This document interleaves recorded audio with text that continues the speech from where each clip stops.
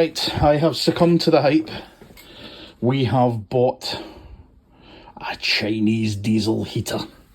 Because, ladies and gents, it is officially... Oh, I can't get that thermometer off there. Let's see what the wee digital one says. Oh, it says it's 3.1 at the moment.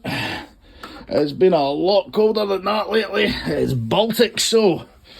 I don't know if any of you that aren't Scottish, you might not know what we mean by that. We have varying degrees and varying ways of saying many words. You know, things like drunk.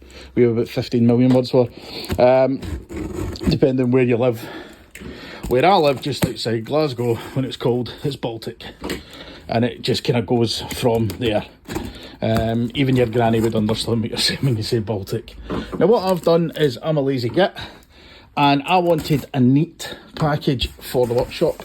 So I have bought the kind of all-in-one in the big red case with a fuel tank and everything on top of it. So I'll just get this unboxed and let you see it in 2 wee seconds.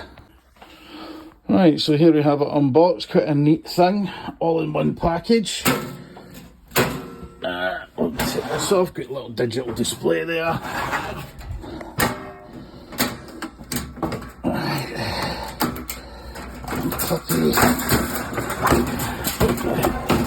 Unclippy. Now these are predominantly, I need to take the lid off it. I think these are more known for camper vans and stuff, but I've been watching videos on YouTube of folks using them for absolutely everything. I've even seen a guy hiding one behind a false fire in his living room to heat his house. That's the actual heater unit there. This one I bought this one as well, so it's all pre-plumbed and pre-wired. All I need to do is put diesel in it and set up the exhaust. We've got our exhaust muffler, silencer, I suppose if you're American. We have our user manual, which I'm fully expecting to be shit. We have our power cable, because we need a 12 volt battery to run this off. I've got an old bike battery, I'm just going to leave on a battery tender and use it on that. We have a remote control, because my workshop's so big. I'm going to have to, you know, not walk across the thing to switch it on. We have a bag of bits, fixings, Jubilee clips, screws, clamps, etc. That's our air intake, our air filter. And we have various bits of exhaust and tubing and things like that. Now, you see the diesel tanks here on top, control panel there on the front. We've got the output here at the front, so this one's apparently got 4, which I don't know what the difference is. The one I ordered did 1, but apparently 4 is what you get. The battery terminals in the back. So with this one, really all I should need to do is hook this up to fill it with fuel, hook up a battery, prime it, prime the fuel system and run the exhaust out. And that's it. It should be ready to go, just to take the chill off. I mean, my workshop's not exactly massive, it's a fairly smallish garage. It's going to go on top of this old white unit and move this out the way. And then my old rotten side door, I'm just going to drill a hole through for the exhaust to go out, hopefully, if it's long enough. Because the door's been sealed shut, the door's falling apart. Yeah, so that should be that. So hopefully, let's give it a wee 362 again. That's coming next. We'll get this set up and it should hopefully be nice and simple to get it going. What we'll do is I'll put the casing back on, I'll show you underneath.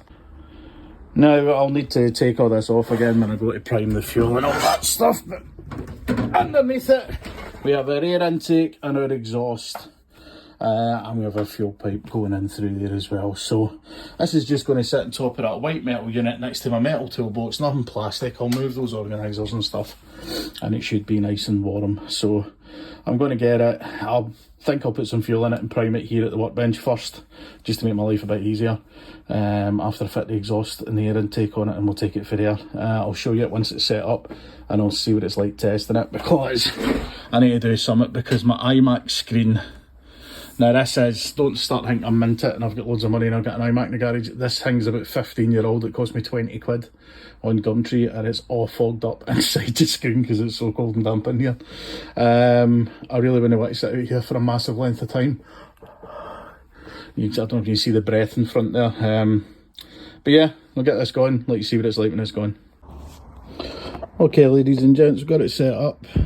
It's temporary at the moment. I'll get it installed a bit neater. I need to get an extra length of the exhaust pipe. The exhaust's a little bit small for where I was going to run it.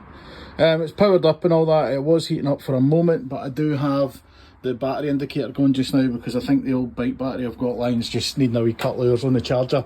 The start-up ampage on them can be kind of biggish from what I understand, but once they're ticking over, that wee battery should be more than enough to keep it going. So what I've done is I've mounted it in a couple of blocks. Believe it or not, this is giant Jenga. I was given as a gift years ago and never ever used, apart from as drifts, etc. in the workshop. So I've set it up on there just temporarily. The exhaust and everything underneath it is going out through the hole in the door, just there. Everything's just moved, like I say, temporarily, so we'll see how it goes and I'll update you when it's up and running properly. We'll do a temp test.